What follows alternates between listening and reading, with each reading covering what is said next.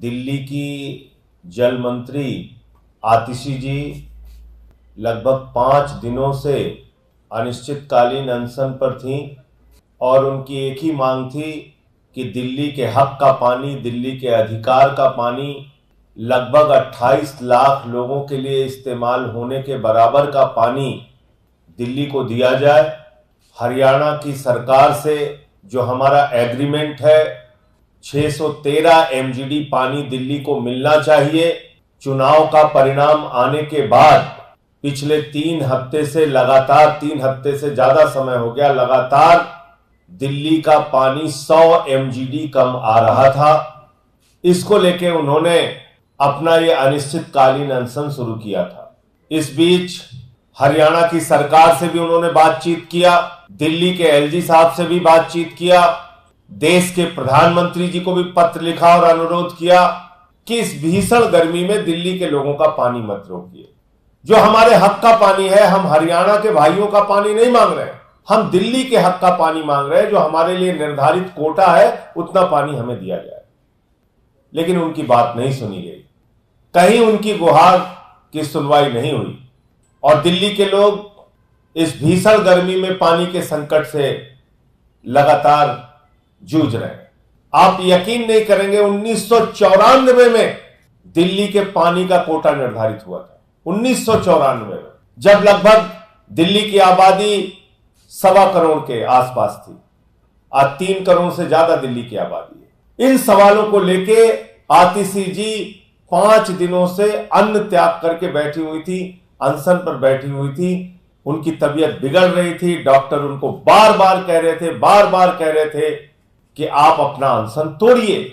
लेकिन कल रात में अचानक उनकी हालत बिगड़ना शुरू हो गई। पहले एलएनजेपी के डॉक्टरों की टीम ने शाम को देखा, फिर अपोलो में उनका ब्लड सैंपल चेक कराया गया, एलएनजेपी में ब्लड सैंपल चेक कराया गया और उनका जो शुगर लेवल आया वो 43 आया। उसी समय रात में एलएनजेपी के डॉक्टरों को फिर बताया गया, मैं करीब 1:30 बजे के आसपास पहुंचा वहां पे भोगल के अनशन स्थल पे, और हमने बताया कि अभी ब्लड शुगर का जो लेवल है वो 43 है। डॉक्टरों ने बार बार कहा अब आप इनका तुरंत चेक करते रहिए, ब्लड शुगर कितना है इस वक्त, कितना है। तो 1-2 बार वहां फिर चेक हुआ।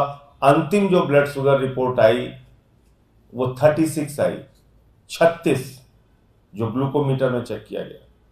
डॉक्टरों की सलाह थी किसी भी हालत में इनको तुरंत हॉस्पिटल भर्ती कराना पड़ेगा, वरना आतिशी का जीवन जा सकता है। उनके साथ कोई बड़ी घटना हो सकती है, उनका जीवन जा सकता है।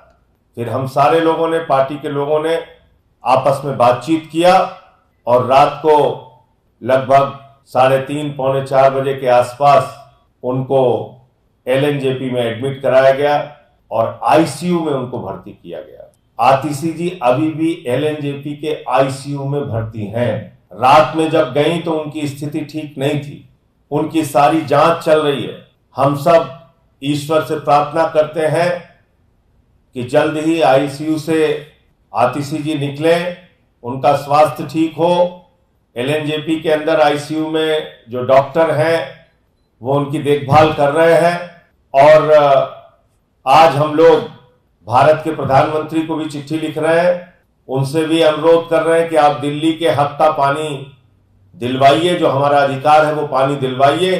देश और दुनिया की तमाम बड़ी खबरों से जुड़े रहने के लिए लाइक करें, सब्सक्राइब करें यूट्यूब पर सच को हिंदी चैनल और बेल आइकन दबाकर पाएं लेटेस्ट अपडेट सबसे पहले।